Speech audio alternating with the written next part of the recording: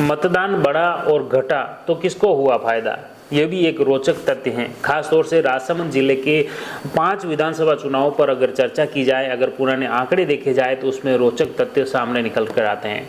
खासतौर से 1998 से 2023 तक जो मतदान हुए हैं 5 विधानसभा चुनाव में, उसमें अगर आंकड़े देखे जाए तो कभी भाजपा को बढ़त मिली तो कभी कांग्रेस को भी बढ़त मिली। हालांकि इसके प्रत्येक विधानसभा के अलग अलग मायने हैं। राजसमंद, नाथद्वारा, भीम और कुंभलगढ़ चारों ही विधानसभा में 1998 से 2023 तक के 5 विधानसभा चुनाव का एनालिसिस किया गया, इनको आंकड़ों को देखा गया तो उसके कई तरह की चीज़ें निकल कर सामने आई। आपको सबसे पहले बात करते हैं राजसमंद विधानसभा की। राजसमंद विधानसभा में जो वोटिंग बढ़ने से भाजपा का गढ़ मजबूत हुआ है। एक बार कांग्रेस ने जीती जबकि 4 बार भाजपा की जीत हुई।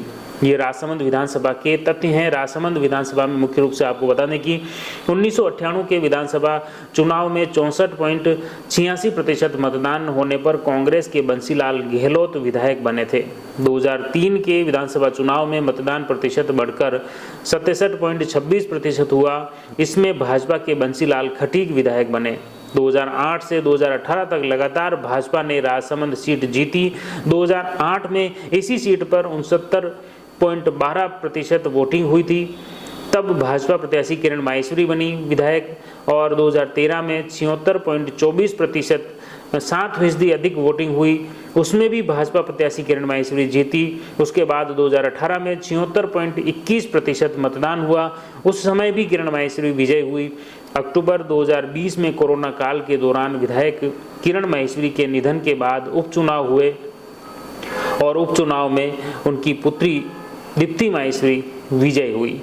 आपको बता दें कि इसके अलावा नाथद्वारा विधानसभा की बात करें, जहां पर मुख्य रूप से वोटिंग बढ़ने से 3 बार कांग्रेस और 2 बार भाजपा के पाले में यह सीट रही हैं। अब इसके भी क्या मायने हैं वो राजनीतिक विश्लेषक की अलग अलग तरीके से उसके मायने निकाल रहे हैं।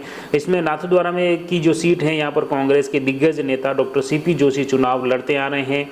वोटिंग प्रतिशत के हिसाब से नाथद्वारा जिले की अन्य सीटों से हमेशा ही अव्वल रही हैं।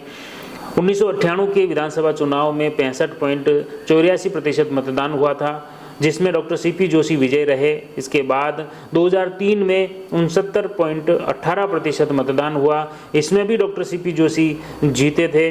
वर्ष 2008 में 71.91% मतदान हुआ। इस बार कांग्रेस के डॉक्टर सीपी जोशी 1 वोट से हार गए थे। भाजपा के कल्याण सिंह चौहान यहाँ से 1 वोट से जीते थे, विधायक चुने गए थे।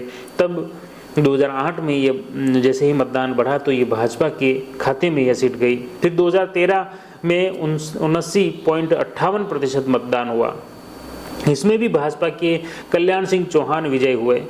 2018 में 76.39% मतदान हुआ, जिसमें डॉक्टर सीपी जोशी जीते। मतलब आप देख सकते हैं 2008-2013 में मतदान प्रतिशत बढ़ा और भाजपा के खाते में ये सीट गई। फिर वापस 2018 में अब बात करें, जिसमें मतदान प्रतिशत घटा था, तब सीपी जोशी यहाँ से जीते। अब 2023 में क्या परिणाम आएंगे ये तो भविष्य के गर्त की बात है, लेकिन ये पिछले जो चुनाव हैं 1998 से 2018 तक के ये परिणाम रहे हैं कि किस तरह के नतीजे यहाँ पर इस चुनाव में मुख्य रूप से देखने को मिले थे। अब बात करते हैं कुंभलगढ़ विधानसभा की, जहाँ पर मतदान में उतार चढ़ाव होता रहा। 4 बार भाजपा और 1 बार कांग्रेस जीती। इसमें भी जो पार्टी के पदाधिकारी हैं, भाजपा हो या कांग्रेस, वो अपने अपने तरीके से उसके विश्लेषण कर रहे हैं, अलग अलग उसके अर्थ निकाल रहे हैं। कुंभलगढ़ विधानसभा सीट पहले कांग्रेस का गढ़ माना जाता था, जहां से पूर्व मुख्यमंत्री हीरालाल देवपुरा यहाँ से कांग्रेस के दिग्गज नेता थे।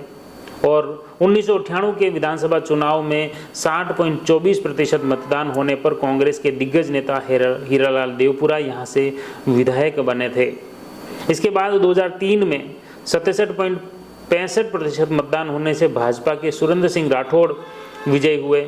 2008 में 68.51% मतदान होने से कांग्रेस के गणेश सिंह परमार विधायक चुने गए।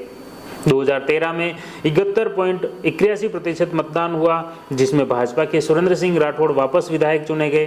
2018 में फिर 68.16% मतदान के साथ सुरेंद्र सिंह राठौड़ फिर विधायक चुने गए। मतलब यहाँ पर उतार चढ़ाव में कोई ज़्यादा फर्क नहीं रहा।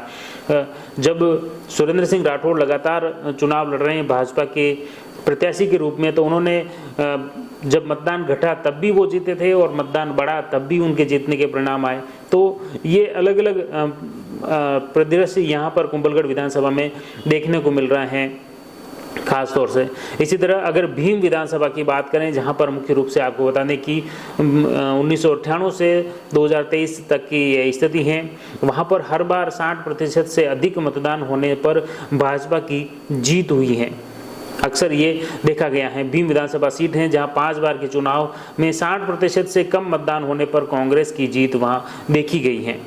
वर्ष 2018 में 66% से अधिक मतदान से भाजपा के बाकी अजय सोनी निर्दलीय चुनाव लड़ने से कांग्रेस को फायदा हुआ।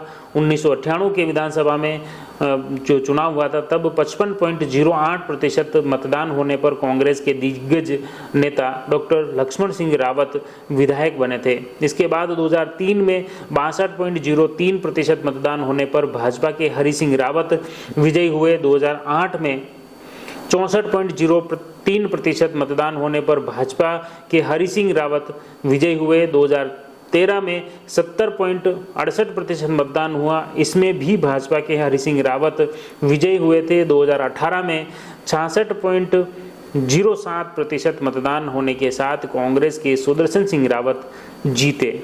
हालांकि 2018 के जो परिणाम हैं उसमें त्रिकोणीय मुकाबला था, तो इसलिए ये परिणाम अप्रत्याशित भी माना जा रहा है। अब 2023 में क्या परिणाम रहते हैं यह 3 तारीख को पता चलेगा, लेकिन पिछले 4-5 चुनावों का जो विश्लेषण है, जो आंकड़े हैं 1998 से 2018 तक के जो परिणाम हैं, इसमें राजनीतिक दल अपने अपने तरीके से इसके विश्लेषण कर रहे हैं, अलग अलग अर्थ निकाल रहे हैं।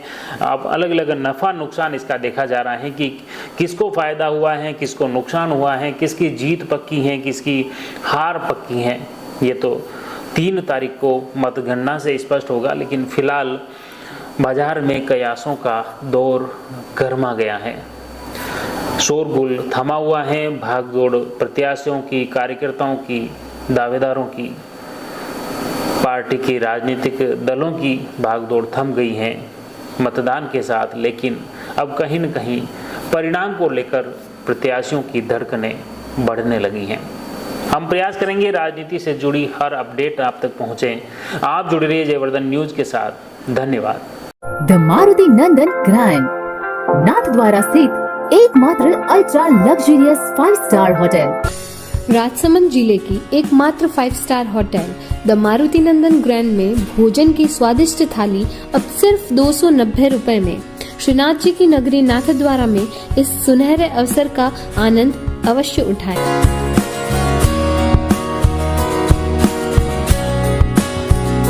मारुति नंदन ग्रैंड, थिंक नाथद्वारा, थिंक नंदन ग्रैंड।